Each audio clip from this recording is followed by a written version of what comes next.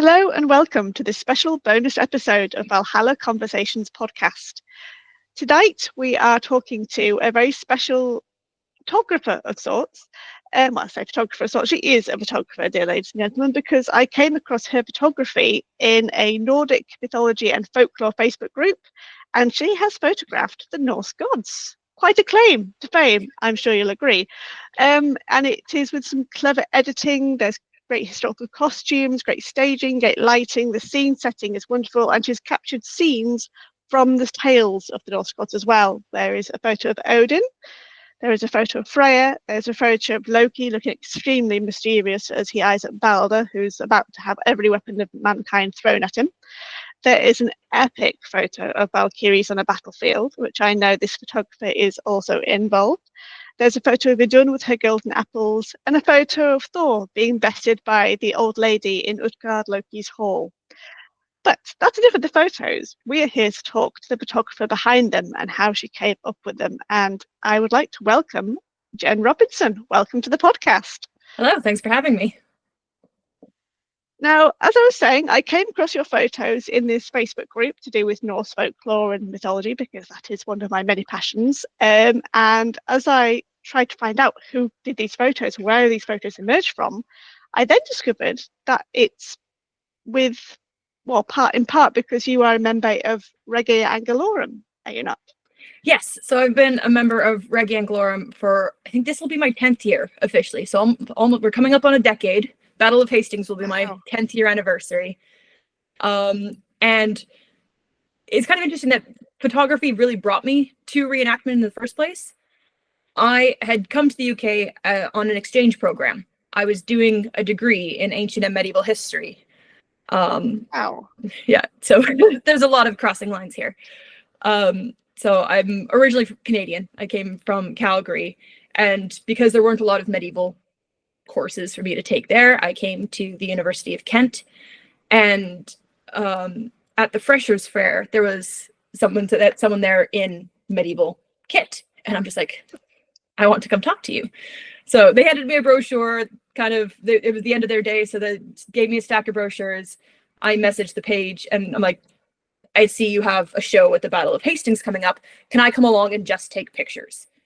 That was my plan. I was going to come along. I'm like, this sounds like a medieval festival. I'll just come with my camera and enjoy it. And by the second day, I was on the battlefield as a water carrier, not fighting yet. But I was in kit and carrying water behind the Norman troops. So it didn't take long to go straight from photography to reenactment. Wow. That's amazing. So tell me, did you always have an interest in medieval history, seeming you chose to come all the way over here to study it, I assume? Yeah, I think my fascination with the history kind of started more with fantasy. I think because there's so much, like, fantasy is so heavily based in medieval lore and medieval kind of just understandings. And a lot of that was Tolkien, who obviously that's a little bit full circle because he starts with the history, then makes it into fantasy, and then then that drew me back. So a lot of the books that I read in kind of high school were very fantasy based, so medieval kind of world building. And then that turned into a very historical base that I wanted to pursue through university. Brilliant. And was it a particular part of course, because I say medieval, that's quite a huge span of time in itself. Was there a particular era involving the Vikings, so to speak, that interested you, or were you just interested in the Anglo-Saxons, as you say, the Normans, of course, because they're very popular in Hastings? I think I have anything medieval will suffice. Like, I'll go early, Cool. high, late. I think my original thing, just again through the fantasy, was normally very high medieval. But then when I came to Canterbury to do my studies and I found the reenactment group, I was kind of, I knew of reenactment and I was kind of looking for a later period society, but I ran into Regia first, and I think kind of through that gained much more of an appreciation for the earlier medieval time period. Oh, so what was it like then, once you kind of like after that Hastings event where you got your official first bite, taste of reenactment life? what was the process then of next becoming a member of Regia Anglorum? Because I personally have no idea what the process is like. You sign a form and you pay a membership. It's not complicated, so it is very easy. It's a very diverse society that we have people from all age groups, all walks of life. There's like families, so there's lots of kids, and I think I'm now starting to become the generation like where they're having their own kids, and then they're kind of unwillingly or willingly a part of Regia as well. So it is just this kind of ever-growing community of just people who are nerds about history. Mm-hmm. And of course, they are the biggest, as far as I know, at least, reenactment group for history in the UK. And we both have an acquaintance in Regia Anglorum of Nigel Amos. Yeah. Because I've seen his wonderful work at the York Viking Festival many times. Yeah. Especially, I will always remember his speech during one particular medieval banquet that I did at the festival. And it was the only banquet I ever managed to get to, and he made it a cherry on the cake. Although having Einar Selvik then play a harp and blow a goat horn and sing music was also a cherry on the top. But having Nigel there was equally really, really good. Yeah, York's always a great time.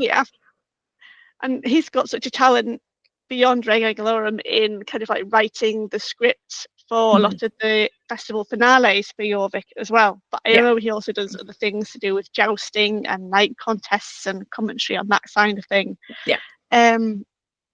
So I always find it fascinating how deep and how extensive people in reenactment groups pursue their history and their expertise and knowledge beyond, of course, the authenticity of the kit and like the living history aspect. Yeah, it's nice to see you all be so active beyond that particular event and that sphere where the public can engage with you. Yeah, I've always said it's one of the most diverse hobbies you can have because it's a million hobbies within one. If you want to view it as a sport, there's the combat. If you want to do it as a craft, there's a million different crafts. There's sometimes more of an acty side of it if you're getting involved in some of the scenes and like the York stuff. So, and I've kind of added photography as a way to photography was a separate hobby, but it's meshed really well with, turns out I want to take pictures of Vikings. So it works really well. Weddings wasn't quite for me. I needed people in armor. No, that's good. That's quite a unique and special talent to have, because of course we often see photographers working around mock battles, as I suppose they are kind of like, I've never been, of course, the Hastings one. I'm my last too far north, being up in North Yorkshire. I need to do one in Fulford, basically, then I can get to that one because that's nearer. I think once William got that far north, there wasn't much of a battle yet, so I don't think you'll have a Hastings. That's true. But yes, kind of like you see professional photographers doing it, but I think having someone from within society also have that skill to take the photographs probably captures something more. Certainly with these photographs that you've done with your Norse gods staging. How did that idea first come about? Well, because I've been in the society for a while and I've taken a lot of typical pictures, the ones that you'd kind of expect to get. So I've got the battles, we've got nice portraits of people in their kit and around the campfires and everything else. And I was kind of trying to figure out a way to make, like, I have this wealth of people with amazing kit and this wealth of history knowledge and this like all of this at my fingertips. And I wanted to figure out how I could basically make reenactment photos that no one else was making. So, and I was really trying to push more like narrative photos, because we'll often take pictures of like, oh, this was me doing this reenactment, or this was like us doing this battle. But I wanted photos that had more of a story in them. So my first series that I had done was looking at a bunch of Anglo-Saxon saints. So I kind of picked saints with clearly identifiable kind of, they're associated with a symbol. So I had like Hildegard von Bingen with her harp, and I had Margaret of Scotland with the book. I had Augustine with like a little model church, just to kind of be like, here's people in this time and here's a bit of a story about them. So using the photos as an entry point to give a little bit more detail about the saint. itself. And I figured, okay, well, I did that for the Saxons. Now we're going to do something for the Vikings. And I figured like the gods are the ones that people would be most interested and just visually the most interesting. Because again, you could take a picture of like, this is this king, this is this king, but just visually there's not much to distinguish them. So I was looking for kind of moments in stories that if you know the stories, you can look at the picture and make the connection. If you know the mythology, you can look at the picture and kind of figure out who it is without me having to even say. Mm-hmm. So what made you pick the particular gods and the scenes that you have done then? Part of it was like looking around Regia's faces and like, who looks like what? So I think my favorite casting still has to be my friend Steve Baker as Odin, because I think just he has the beard of Odin and it was perfect. So I grabbed that. A lot of these, most people didn't know they were going to be in it until about a day or two before, where I'm like, hey, I'm doing this thing. Can I just grab you for like maybe half an hour at this event and just go off and take some pictures of you? And they're like, I guess, sure, whatever. So Odin was my first one. He's the one I took the picture of first. So that was just at a training event. He's almost like he's photoshopped into that background. So I just took a picture of him quickly outside. The blood is obviously not real, but so I had a bandage and I had a bunch of fake blood. So I just smeared that over, stuck on his face, accidentally dyed his skin a little bit pinkish for a little bit, which is why there's no fake blood in any of the other ones. Mark of Odin on that one. Yeah, a little bit. But yeah, so I took that picture first, and that was kind of my first one. Like, really got excited about the rest of the project. I'm like, okay, who else do I want? And kind of just took it from there. Cool. So he's obviously in a very simple, I say simple, it looks simple. It's not heavily ordained or lavish. It's not got great, lots of lavish, colourful embroidery. It's kind of like dark grey clothing. Got obviously a kind of a hood / cloak around his face. Blooded, and it is excellently blooded, I will say. Bandage is across his right eye. Yeah, his right. Yeah. Yes, right eye. I'm having to kind of like just pose which way direction. Yeah. That's always been interesting, kind of whenever I see depictions of Odin or even come across him written about in both fantasy fiction or otherwise, kind of like which eye people choose to make, the blind one or the one that's not there, whether it's the right or the left. I did like before we did. I had a quick Google. I'm like, is there a specific one, or do I get to pick? So I did have a little bit of a Google beforehand. But yeah, like for that, I wanted it to be, because for these pictures, I was looking for moments. I don't wanted this to be the moment that he's walking away from Yggdrasil. You can see the ravens circling the trees. And just like, he's just made that decision. He's just gained that knowledge in that story. And is that a real spear he's holding as well? That spear is real. He was holding that spear. That is a sharp spear. One of our members had just gotten a shiny new toy, and I had another one lined up because Regia is great because I can just be like, hi, can whoever has a sharp spear please bring it to this event and let me borrow it for a bit. So like I had some options, and then someone came up with this one that was just a gorgeous. I'm like, that one's really pretty. Can I borrow that for like 10 seconds? I was looking at it before recording this episode, and I noticed kind of like the gold, kind of almost like a hilt of sorts just below where the actual blade is. Yeah, so it's almost like a little boar spear that has the. Yeah. It's a really nice touch, because of course many people forget that he had a weapon just like Thor had his weapon. And the other many trinkets and toys of the gods. But I do think it's incredibly moody and atmospheric, and it suits Odin's grim side, because he does have quite a dark side to Odin, especially in the actual sagas and the lore. The fact that he gives him an eye for knowledge and hangs himself for knowledge. He's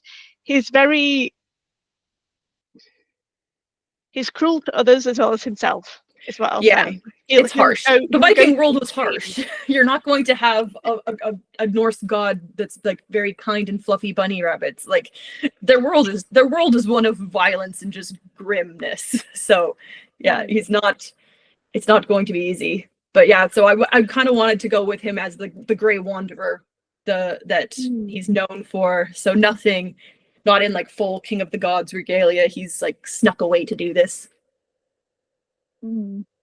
That's a good point, because of course most people, when they think of Odin, they probably think of someone with an even longer beard than that.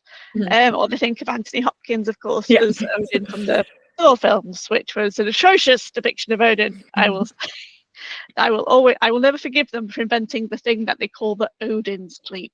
I mean, gosh, if he's asleep, just call it a sleep. It's nothing special about it, because he's Odin and he's asleep, really. But anyway, less of that, the better.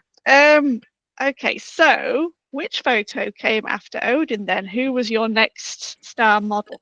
The next one was the Freya one, so the mead hall, which I think is the one that I probably did the most actual photoshopping in, because all of those cats are photoshopped in. I was not working with cats live. That was not going to happen. I did wonder, but I'm assuming the people in that whole scene are real members from Regia as well. Yep. Again, we are very, very fortunate to have the long haul. We have it's called Wickhurst. We have our own Anglo-Saxon long haul that's been built by members. We've had it for decades now, and it's a constantly evolving project where people are making stuff, adding stuff, fixing stuff, and any chance we get, we go down there and use it and live in it and have battles around it, and it is one of the most magical places. So we were having, I can't remember which event this is, if I'm honest, because like I said, we go up there a few times, but it was one of those things. I'm like, hi, I need like 20 people in the long haul for a bit. And then I'd go around like, you come in, like just trying to like get more people in. I talked to my Freya beforehand, so that's my friend Laura. So I'm just like, okay, you're a goddess, you're psyching your people up. And she's like, all right. So I'm just like, just yell random stuff at them, post them, just yell stuff at them. So that was an action shot where she's just, I can't remember what she was saying, but she was just like yelling vague noises.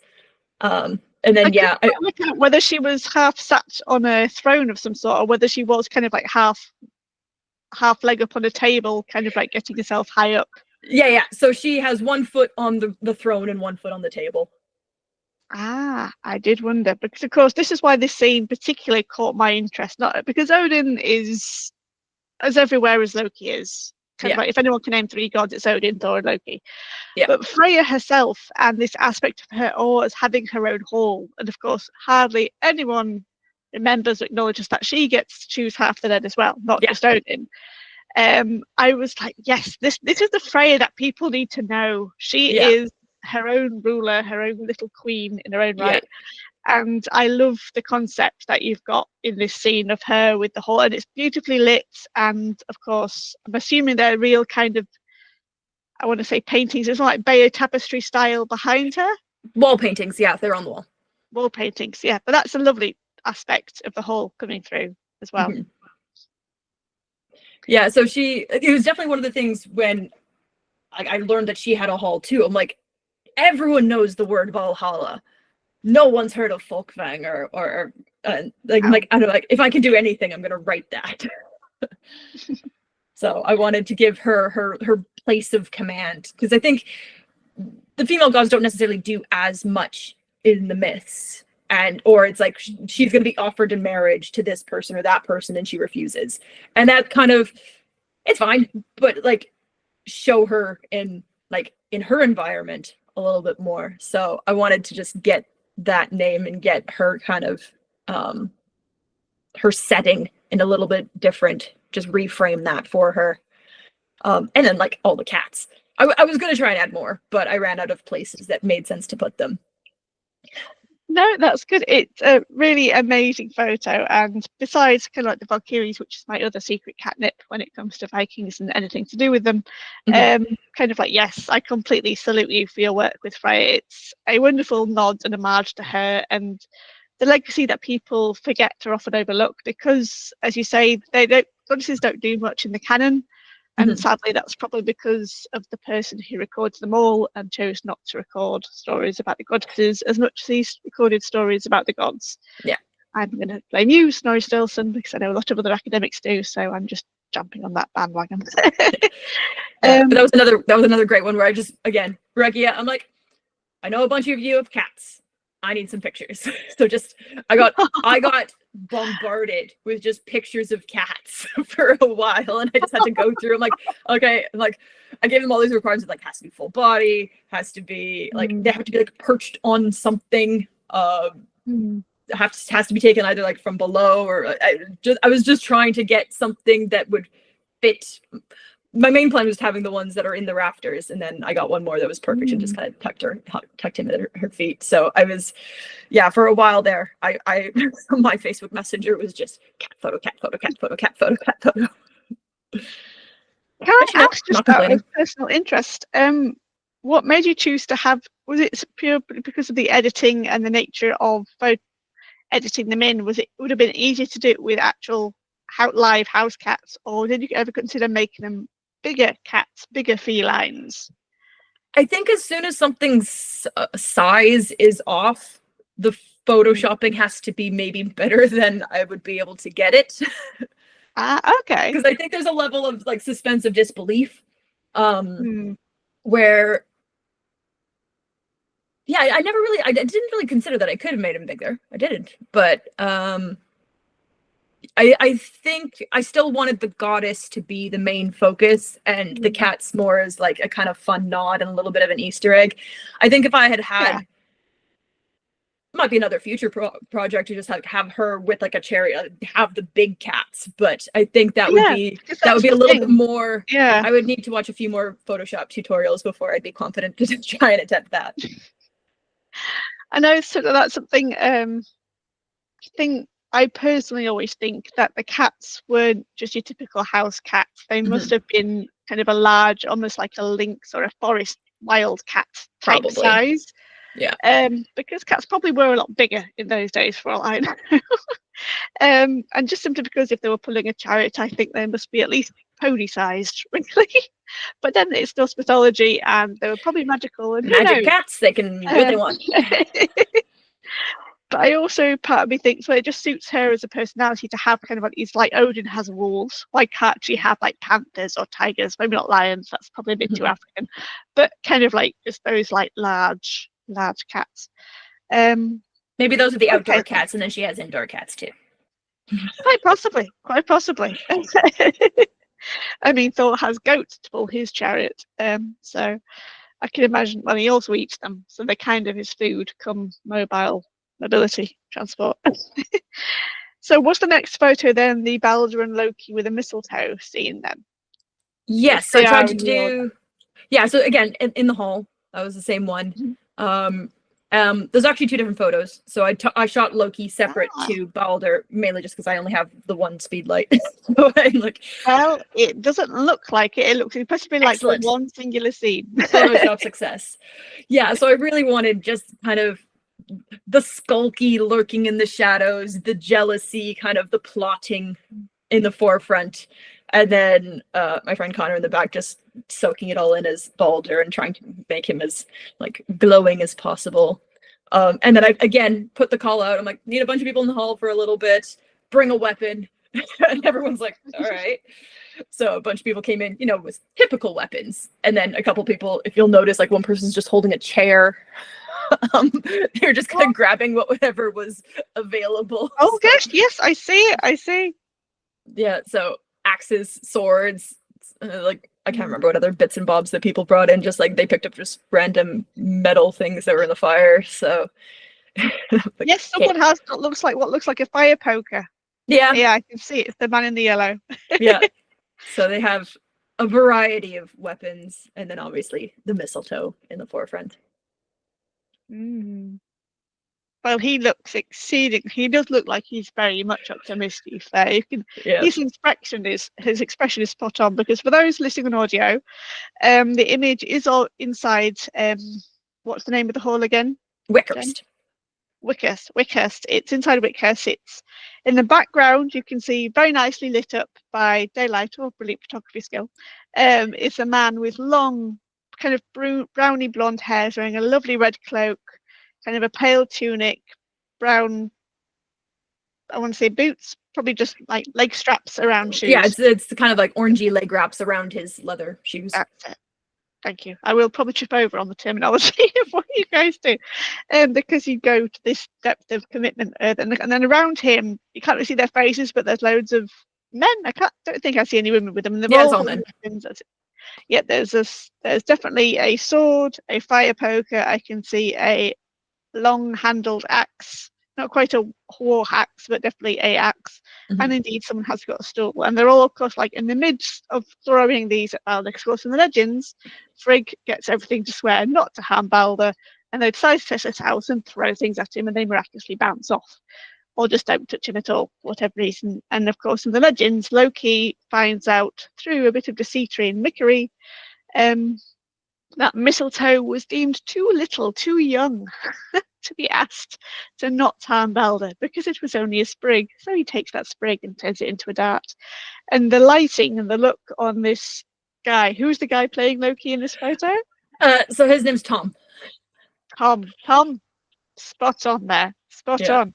It's tinged with mischief, trickery, and maybe a hint of cruelty for the impending throbbing of the dart, which does ultimately kill Balder, because it's the one thing that's promised not to hurt him. So yeah, that is brilliantly done. Absolutely brilliantly done. And of it course, was again one of the ones. He was one of the funnest ones to cast, I guess, because again we were kind of I'm sitting there, I'm looking around like, who's Loki, and I was kind of like looking at people's faces and like going through people's Facebook profiles. I'm like, do you work as a Loki? And I was trying to figure out, and then and it's always like who's going to be at events too, because it depends on who's actually there. And then I saw that he was coming. I'm like, yes, Tom can be my Loki. This will work. He does it really well. And of course, that particular aspect of Loki as well is one that not many people may know of, because that aspect of Loki then triggering the things that lead up to Ragnarok. Of course, people may know of Loki with the Thor and his testicles gag to try and get Skadi to laugh. Skadi, yeah, I wasn't going to take a picture of that. No, that's of course Loki turning into a horse and getting off with another horse is a whole other. That was not a photo that I was willing to take. But that's actually made me think, did you ever consider doing maybe a scene from the Lay of Thrym with Loki and Thor dressed up as bridesmaid and bride? I did for the Thor one. I was kind of going back and forth on what I wanted to do for Thor. So that was Thor in a dress was definitely an option, and maybe a future one, because like that's just good fun. Yeah, I think it was a toss-up. It could have been either. Well, you've still done really well with Thor, Loki, and Balder there. And of course, the next one is one of my top favourites. It is the Valkyrie scene, and I would love for you to describe the scene for our audio listeners. Again, the call went out. I need a bunch of people to be dead. So all of those bodies are bodies, and they were very, very patient with me as like we arranged the shield, we got all the weapons. The smoke in the picture is in the picture that wasn't added. That's that was yet another person like, here's a little smoke grenade. Can you just run around for a bit? So they were being very helpful with that. And then my lovely husband was the tripod in this case, because he's the one who was actually standing behind the camera and took the picture, because I'm obviously one of the Valkyries.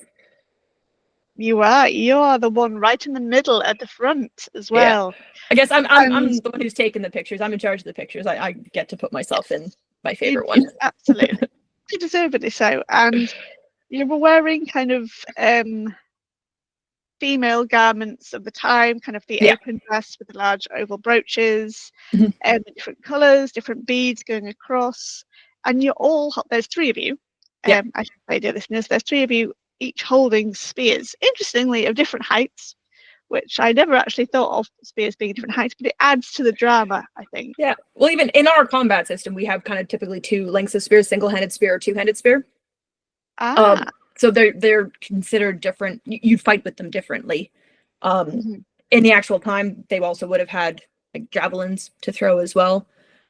So I'm sure like very few things in warfare would have been absolutely universal. It's not like nowadays where soldiers look identical. Everyone would have had whichever axe they could get, whichever spear they could get. So yeah, again, it was just depending on which sharp spears we had. Now, I would love to know your thinking behind the way you've positioned yourself and the other ladies that are supporting you in this scene, because of course you're not actively, well, like you don't look proactively choosing the dead as the choosers of the slain, Sure. kind of thing, but you do look fearsome and formidable. I will say that. I wouldn't want to come across you guys on a battlefield by the looks of those stairs and those serious glaring faces.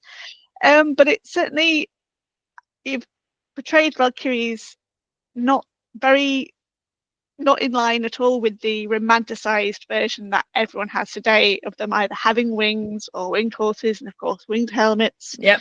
Which is their common, their trait is they're almost like their eternal curse is to have winged helmets, like the Vikings have horned helmets, and of course it's all Viking fault. And the Mill Doppler's, because he was the costume designer, so it's ultimately his fault. Yeah. As I found from my humble little research. But I kind of like it when people do try and get back in touch with this idea of these were women, but they were women with power and control in their own right, in their own domain, own skill, not just because they were wearing armor and they happened to follow Odin around and do his bidding, kind of thing. Yeah, because again, they're working for both Odin and Freya because she gets half. Yes. And so for them, for that moment, I just kind of almost wanted a little bit of a sense of stillness. Of when you had these big battles, there would have been like some carnage left over. So I wanted kind of that ruin and that almost just misty fog of like waiting. Like everyone who survived has left, and now it's the Ravens and the Valkyries to take their pick. So that's a beautiful line, by the way. That deserves to be in a book somewhere. Yeah. Copy that, write that down. So yeah, it could have been that they were like picking through, but I didn't want them to look like scavengers, because that could be another funny different photo of like the scavengers of the battlefield just loading up on people's shoes or something. But I wanted them to have like this is a solemn responsibility. This is not everyone's getting picked, so you're only getting kind of the cream of the crop. Yeah, I think I just wanted there to be a little something more unearthly about them, that they're staring off into the distance. They're being imposing. They're not necessarily like picking anybody up or anything, because that would seem almost too human if like you're just carrying somebody. So yeah, I just wanted them to be that little bit ghostly presence. Because according to some of the poems, like they would be there during the battle as well. A lot of the Valkyries' names are very connected to the sounds of battles cries, and in some poems they're like that they are involved in like the fate of the battle and deciding the battle. So they're not just there at the end, they're kind of there all the way through. So in my mind, it was almost like they've been standing there the whole time, that they were there during the entire fight, kind of overseeing everything, and now at the end it's died away, so the action has happened around them. That's a beautiful image. I really like where your mind was going with that one. That's because, as you say, that their names like Skogul and Mist, and like now they're like to with spear or shields or Hostvetter, which is one meaning I've come across. I can't remember what its actual Norse name version was, but they're so, I want to say onomatopoeic in that kind of sense, and that it's so closely linked to the action, the verbs of what they surround and what they're connected to. Yeah, very often the sound of battle was their names. It's shield smashing or whatever. It is the noise and the chaos that kind of comes across in their names. Yeah. So yeah, because of course that instantly, of course, makes me think back to Brynhild, the infamous Valkyrie of them all, or the famous one, not infamous necessarily, but the one that most people know. If only for not Wagner, maybe from Bugs Bunny doing their weird spin on it. Yes. Back in the 1990s, where everyone knows the Flight of the Valkyries from. Yes, and there's so much more. And I was fortunate to have recently seen the latest iteration of that actual opera cycle. Oh, I would love to see that. That'd be good. If it comes out on DVD, because it was done by the British Royal Opera, and they did actually stream it live to cinemas around the UK and other countries as well. It was sensational. It's part of their open opera season. So they do another season in the autumn, but this was one of their last operas for the spring. And it was 5 hours and 45 minutes. But Okay, that's a long one. It flew by. It had 2 half-an-hour breaks, and thankfully, because of us watching in the cinemas, we got to hear from one of the production managers, we got to hear from the director and the conductor as well, and the enthusiasm and passion coming off them all was sensational.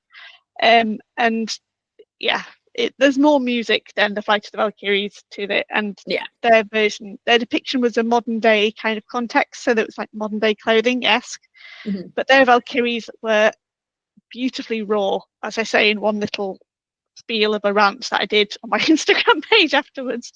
They were wearing simple blue dresses, almost like overall dungaree blue with dark clobbering boots, but they were covered in soot and mud and grime, and their hair was matted, but they looked absolutely ecstatic about it. They didn't have a care in the world until they realized that Brynhild had made a big mistake. Yeah, the battles are messy. You're not going in there with manicured nails and perfectly curled hair. It's gonna get grimy. Yes, because I don't know if you've ever come across Njal Saga and the Battle of Clontarf, with that epic scene of the Valkyries weaving with guts and the spear shuttle and the men's skulls as loom weights. Is this web woven and wound of entrails and heavy weighted with heads of the slain? Our blood bespattered spears, the treadles, iron bound the beams, the battens arrows. Wow. I salute you now and bow before. That's impressive. I've come across it. Okay, tell me more. How did you come across the saga now? Because I'm curious. How you memorized it and why? So it was part of my university thesis. So no way. I did my undergrad honors degree, because I did a dual degree. I did English, ancient and medieval history, and English literature. Ooh. And what I found was I loved where they intersected. So I was looking a lot at historical literature. And so, as I said, I kind of got into all of this through Tolkien. So my topic was how fate is used in Tolkien's Legendarium, and how he bases his First Age story, so the Silmarillion, on a more Norse idea of fate, and how there are people who are enacting fate and gods that are enacting fate, and that's a very kind of structured and tangible thing. And then by the time he got to the Third Age, then it became a more Anglo-Saxon interpretation of fate, where it's weird, it's this force, it's divine, but it's not necessarily attributed directly to a god. It's more, it's just that things happen the way they're meant to happen, which is a much more Anglo-Saxon view. So the Njal Saga was something that I brought up quite a bit, and hopefully I'm still looking into trying to get a loom that I can make, obviously not with actual heads, but I would love to do a photo series or video or something that will kind of let me explore that further, because that is a personal favorite of mine. So yeah, I tried to learn it in the Old Norse. I'm still working on that. I don't have anything to do that, but I was starting to learn bits of it in English, just to kind of that picture of people in Regia do weaving. So people will have their looms set up the weights aren't heads, they're just like balls of clay, or little almost donuts of clay. And so you see that, but then you think of taking this very female domestic job and then making it the most gory thing that you could possibly imagine, where you're weaving with guts and heads. So that will be a future project at some point, because I think that's just too cool of an image to not do more with. And it's one that some people really need to learn and wake up to, because as much as they've kind of tried to take the Valkyrie character from the Thor films and the Marvel Universe, she's simply called Valkyrie. We know of no other name for her. Yeah. I should say. So they have become kind of like this atypical role model for a strong, independent female character, although they, not necessarily female. But it's interesting to see kind of trying how people are trying to get away from like the clean, the beautiful, the winged helmets, the armor. They are trying to almost like refine the roots for where this very unique female being from the pantheon and mythology, and because there's so many of them and yet we know so little. Because I did my degree at Huddersfield University and it was English Studies with Creative Writing, and nearly all my creative writing had Norse elements, and it was terrible Norse poetry because I did terrible forced rhyme. And I remember one of the poems was about a Valkyrie at night, kind of like collecting souls. And then one of my first favourite short stories was called The Old Ways Never Die, and it was about a Valkyrie in modern day York collecting souls and doing that kind of thing. So of course I love York, born in York, and I just can't get enough of Vikings, and of course York is the hub of all Vikings to me. It is. As much as they had kind of like other great kind of like domains in the other Midlands, for example, because they had a huge swathe called the Danelaw. But yeah, it's just absolutely fascinating. And I remember, I think it was my 24th birthday. I remember my 23rd actually. My husband, boyfriend at the time, went to York, and we found a lovely old photography shop called Old Times Photography. They're sadly no longer there and no longer in business, perhaps for a reason. COVID probably. But they did kind of like green screen and had fancy dress costumes, and I kind of like put on a Galadriel white costume that had like a nice hood, holding a very delicately looking pretend sword, and they put like a pretend army behind me, and that is the closest I've come to being a Valkyrie. Closest I've come, even though it's very un-Valkyrie like. It's merely the weapon and the army that represent anything Valkyrie. Well, we were talking about York before, so there was a few times where at the end of the night show, there was one year I got to be one of the Valkyries, that after everyone's fought, we come on and just kind of walk through and like kind of tap people and come with us to kind of create, just as part of that finale of the Valkyries choosing the slain. And that was always just a very atmospheric, it's dark, and we walked up to the York Eye, and then the fireworks went off. I didn't know that's where the fireworks were, so we were in there while they're getting set off. I'm like, this is amazing, but this is way louder than I was expecting.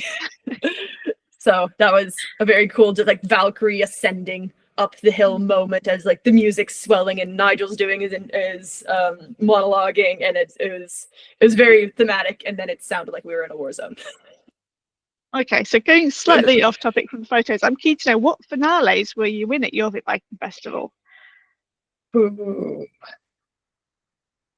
don't know how to differentiate them necessarily, because I'll be honest, Sorry, go on. I was in the Shield Maiden one, the one that was a couple years ago, and they it was one of the few times where they addressed the kind of myth of Shield Maidens and the fact that they're in stories. So the one that was like women through the Viking Age, I was in that one.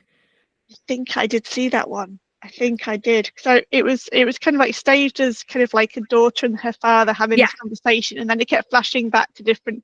I saw that one. I was there. I was proud. So I was in that one. It was many years ago now, but yeah. Yeah, it like I said, I've been doing this for a decade, so I can't really. And then it was obviously COVID called one off, and then one year it was like weather that called it off. So there's I can't remember, but I've been in a few. Was the storm, because I remember that was the year that Nigel, who'd written his kind of like dramatization of the Ibn Fadlan kind of like narrative of them mating the roosts and kind of like the angel of death and the burials, and I was really looking forward to it, but I was also in the very, very early stages of pregnancy, so I had horrendous fatigue. So to be honest, part of me was a bit relieved when they decided they couldn't do it, because the wind was so strong it was blowing all the lights and the fences over. Yeah, I remember that. Anyone. Nope. Nobody wants to be doing anything in that. So yeah, I couldn't tell you which ones I've been in, but I would say a handful of Yorks that we do the night battles for, because during the day is the competitive fight, and then in the evening is the more showy one. Yeah, because I think kind of like the finale that I got to see this year with Time Will Tell Theatre was that's the most recent one I've been able to get to since early pregnancy and COVID finally hit, because all the other years the trains out of my part in West Yorkshire have just been like going into a black hole or just never coming out. They don't ever sometimes make it through past Leeds to us in Huddersfield. There's all sorts of network problems. They're upgrading the network now, so there's even fewer trains.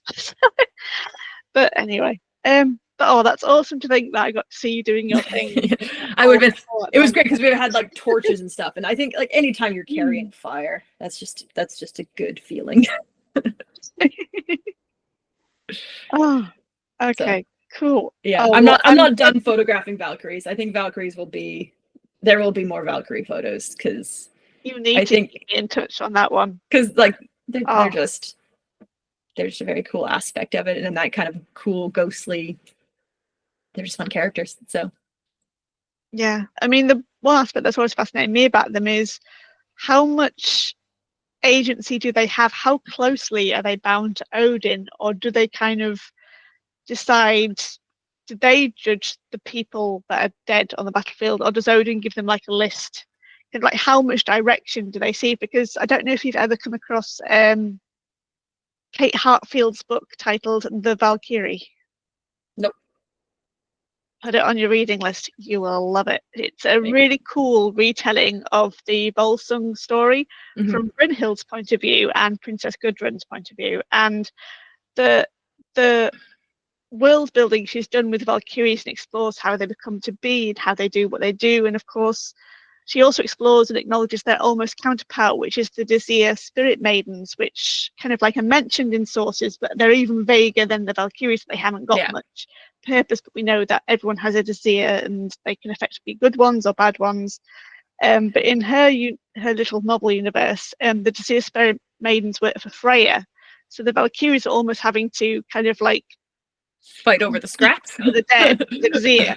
Because of course Odin doesn't like Freya because Freya knows seeing magic and she's not willing to give up the secrets, and there's a bit of a feud going on there.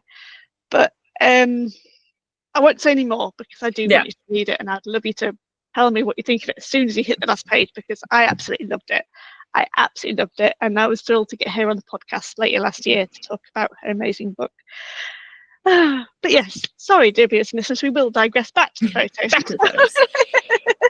As everyone should know, if they've got this far in my podcast, Valkyries will just keep me going for a very long time. So from Valkyries, we then move to another goddess that many people not be aware of or think of much, which of course is Idun and her golden apples.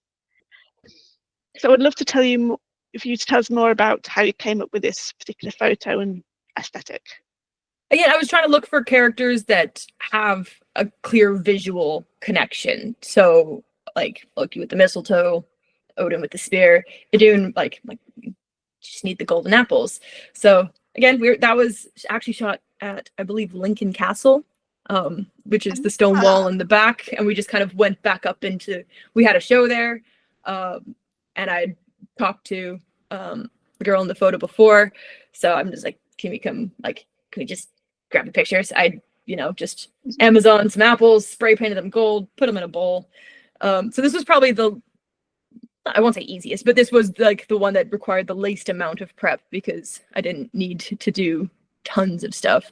And I think she just kind of radiated gold as it was. She had beautiful blonde hair. She had like this bright golden dress. And I'm like, even with no Photoshop required, she looks like she glows a little bit. That's a good point. So I just liked her as like that focal point of, you have all this like stark green garden all around. No one needs to notice that none of those trees are apple trees. But yeah, just that moment. And then having her looking the other way as the eagle is off in the distance. Yes. So again, I wanted these to be a moment in a story. It's not her posing with the apples. I wanted it to be the story is happening and this is just a screenshot of it. Mm-hmm. And of course, for those listening who might not be aware, in this particular story from the Norse pantheon, Fazi, a Jotun with a great ability to change shape into animals, but very much like Loki does, he captures Idun and takes him away to. Oh no, he gets Loki to bring. He gets Loki to draw her out, and then he's able to snatch her. Yes, he does, because initially, Odin, Loki, and I think Thor, or maybe it was just Heimdall, are off on having a little camping trip, and for some reason their fire is just not getting warm, and their food just never gets cooked, and so it stays cold. And then Loki discovers there's an eagle sitting in a tree and laughing at them and saying, "Why can't you feed me your food?" "Oh, it's because it's cold." And Loki challenges him, and they fly off, and he gets bound to this eagle, and the eagle says, actually, I'm Tassie, I'm the Jotun, and I want your Idun with her golden apples. And if you don't bring me to her, I'll drop you from this great height and you will die, kind of thing. So Loki, being Loki, just says, okay, then, yep, for my life, I will do what you say. He lures Idun out, as he doesn't need to kidnap her, but then there's a reverse kidnapping in that Loki gets challenged or threatened to bring her back because all the golds are getting old and aging. Yeah. It's like the Avon apples, it keeps them young very, very much. And I think he changes her into an acorn to sneak her out of Tassie's castle to bring her back to the gods. Yeah, there's lots of shape shifting, and again, my Photoshop is not at that level, so I'm just like, I'll take the image pre-transformation. That would have been an easier photo, actually, just like, here's an acorn, sorted. But yeah, so I liked having. No one would get the rest of that story though, because it's just like, yeah, it's an acorn. Yeah. But yeah. So I liked that photo having like a little bit. I like that photo having a little bit of just menace of like it's the eagle's circling and she doesn't notice. Yes, I think it's really good, and I really appreciate now the juxtaposition between her genuine brightness, as you say, compared to the dark greens of the grass and the leaves and the bushes and the trees around her. And as you say, it was kind of like, whereas Balder was always described as the bright one, maybe Idun herself had a certain brightness to her because the apples were golden and they had that such a potent magical quality that they were so vital for the gods. Just goes to show, children, you need to eat your apples, just like the gods do. Stay young. Apple of day keeps evil giants away. I like that. That needs to be on a t-shirt, although very few would niche t-shirt. Oh, so that comes to the last photo in your at least current, yet to be maybe continued or further expanded series of photos of the gods, which is a photo of a large man who is Thor. He's bearded, got long hair, he's brunette, which I quite like because Thor's often either blonde or red. Yeah, he's actually a bit gingery. Maybe it doesn't quite come across in the photo. He's a little bit more ginger. I tried to find, again, a little bit gingery. A little bit gingery. Cool. That's fine. But anyway, but he's being wrestled by an old woman. She's got him in a headlock. Yeah. Wrapped her elbow right around his neck and squeezing hard, and he's got his mouth agape, gaping, gasping for air, probably begging for mercy, that kind of thing. Yeah. And again, you've juxtaposed it into the, I presume it's the interior of Wickhurst again? Yeah, it's Wickhurst. Any chance I get, Wickhurst. And this is all to do with the, again, often not known story about Thor and Loki, especially, is the Utgard-Loki mischief they get on, where Loki and Thor both very much meet their match in more way than one. Yeah. Because in the legends, for the listeners and viewers who don't know, they go on a travel, they come across what they think is a cave, but then the cave starts moving and they tumble out and they find out actually it's not a cave, it was a glove that belonged to a huge giant, and he's the biggest giant Thor has ever seen. And he goes, oh, sorry, you were sleeping in my glove. And then he offers them, I think, food from his sack, but Thor can't untie the knot on the sack. So then they don't have much food. The giant goes to sleep and Thor hits him 3 times with his hammer, and the giant says, oh, was that a fly? Was that a raindrop on my head? Oh, was that a leaf? Because he's oblivious that the pain does not break through with Mjolnir. And the giant wakes up and he leads them to his master's kingdom, which is Utgard-Loki. And then Utgard-Loki challenges them to a set of what they think are challenges that can really succeed in because it matches their talents.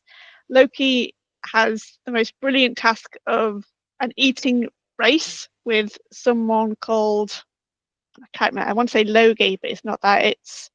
It's a name to do with fire, because it turns out fire is quicker, because whilst Loki's, albeit quite quickly, polishing the food off a huge platter, the other person has eaten the food, the platter, and possibly half the table as well, because fire eats everything. Thor is challenged to wrestle an old woman. And of course, Thor finds this incredibly funny and like, oh yes, it'll be easy. But no. She really throws him down. And it turns out this old woman is old age and like near death catching up, because that's someone we can't ever really defeat. Although a part of this one, and I guess this may be probably one for your next project, is of course Thor lifting up Utgard, Loki's cat. I did think about the cat moment. There was a few, because I had a lot of options for Thor, and again, I might take a new one and maybe swap it out of the series. I did think about, because isn't there one of him like lifting the cat as well? Yes. So I He thought managed to about get like a little paw just to lift a little bit. Yeah, so again, giant animals, not quite in my skill set yet. So I did consider, like, how could I do it where it's like, I don't know, get like a fur coat or something and make it look like I was never able to come up with a good way of doing that. So I thought about that one. I thought about him drinking the mead horn. That's actually the sea. Yes. Because I thought that could be a raucous one of just like have just a giant mead horn and just have like water sloshing all down mead obviously sloshing all down his face. So yeah, Thor, I kind of went back and forth, and like this series was shot over kind of the course of a year, because it was fairly spaced out at which events that I could do and when people were matched up. So I think by the end of it, I might have been running out of steam just a little bit of like, I just need a Thor. I need one of these to work. So trying to find when people could be available, and again, Thor is such like a specific look. So Shane, who is my Thor there, just like he lives like in Wales, so I'm like, when are you going to be around? So this is actually the one that the only Wickhurst one that's photoshopped. So I took the picture of him and Carol elsewhere and then photoshopped it into Wickhurst, which I think I got away with, maybe slightly less so than the other one. But yeah, I think, and I also just wanted to show again the variation of Regia. I wanted like a younger generation, have the older generation. It's not all just warriors. I wanted some variety. So when it was Thor fighting the old woman, I'm just like, let's do that one. Well, those 6 photos are absolutely brilliantly done, and I am very impressed with your ideas, your concept, your staging, your lighting, of course your editing of them, and do send my thanks to all of those brilliant models, those brilliant members of Regia Anglorum, because they're epic in their own right, but they're even more epic now that you've put them in these particular contexts. And of course, I personally would love to see you do more. I'd love to have a whole book, just like with all the photos. There will be more added at some point. I know. I was trying to figure out how to do Tyr. Tyr was one I was still trying to do, but I'm like, okay, how can I do? Because I wanted to do the moment where he gets his hand bitten off. But again, Fenrir is a little bit of a tricky one to cast. So I was trying to figure out if I could do shadows. I was trying to figure out, I'm like, okay, who has a big dog that could, like, how could I do this? And haven't quite, still working on it. There might be a Tyr one eventually. If I'd ever do a round 2 and try and think of a few other ones, I would love to have Tyr, because I think he was such a big god to the Vikings themselves. He was like just as important as any of the other ones, and he kind of he's not in Marvel, so no one knows him. So I was trying to figure out how to do that, but that one was going to be a little bit more complicated, but maybe someday down the road get a Tyr. Yes. I was just thinking what other gods you could use besides Tyr, of course, infamous for his losing his hand with Fenrir. Heimdall, immediately I think, of course, blowing the Gjallarhorn at the end for Ragnarok. Okay, yeah. Although I do think it's either Tyr or Heimdall, but I know when Thor goes fishing with that giant fellow, ironically enough, the one giant he doesn't actually kill outright immediately. He has to go to either Tyr or Heimdall's parents' house to borrow a big beer cauldron in order to take it, and then either bring it to Valhalla, but then they have to go fishing. I can't remember which way round it was. I think they had to go fishing first, and then they were able to get the cauldron. But yes, there's some very weird stuff going on with these Norse stories. So I can imagine how hard it is actually to try and make them more visual when you haven't got CGI. Yeah, I'm just like, I would love to do like Thor fighting Jormungandr, but again, just taking a picture of like a friend's pet corn snake is not going to a giant sea serpent make. So that's where illustration kind of is sometimes a medium that fits these myths better, but I wanted to kind of bring it back into the realm of photography to a little bit more kind of realism to these. Okay, so besides maybe continuing the Norse gods a little bit further, are there any other super cool photography plans you've got? This year is kind of, I'm trying to focus on more battlefield photography. Okay. Largely because, again, just trying to figure out how to make battlefield photos look different. It's very, if we do it at shows, it can be tricky because there's either audience around, or there's ropes, or there's safety stuff.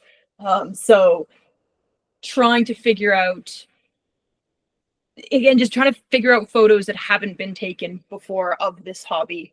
And yeah, so I haven't,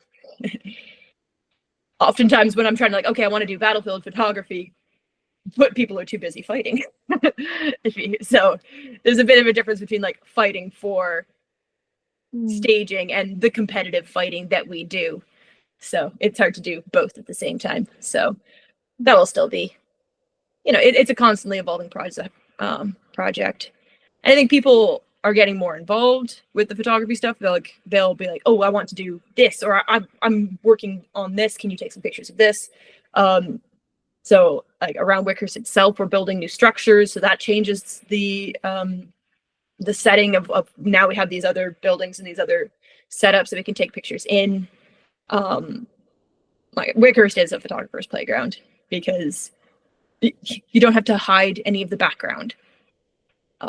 If we're at events, normally there's something that's a little bit anachronistic in the background. And so you take pictures as these are show pictures, but you're slightly just ignoring, the family of 5 who are having a picnic while watching the show that they're there to see, which fair enough, but doesn't work for my photos. So I'm always, as much as I can, the photos that I post on my website, I'm trying to make it that there's no modern in them.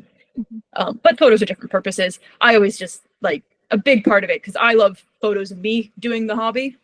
And I know when I joined, that was a big thing. Like, I'm loving this hobby. I want pictures of me doing this.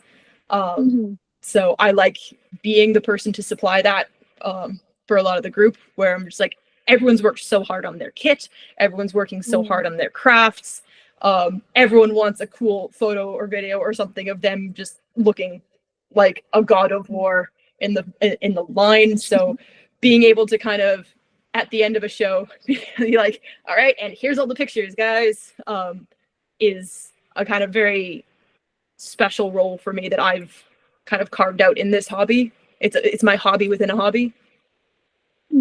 I think that's truly wonderful that you've managed to find the perfect theatre almost for both those passions to come together and support the other really, really well. Yeah,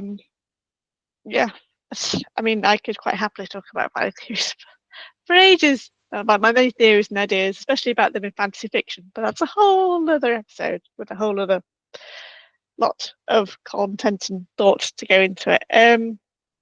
So for those who are listening, and of course those on YouTube, you can of course see these beautiful photos and all the other ones, including the ones of the Anglo-Saxon saints that Jenn has taken on her website, jenniferpetersphoto.com.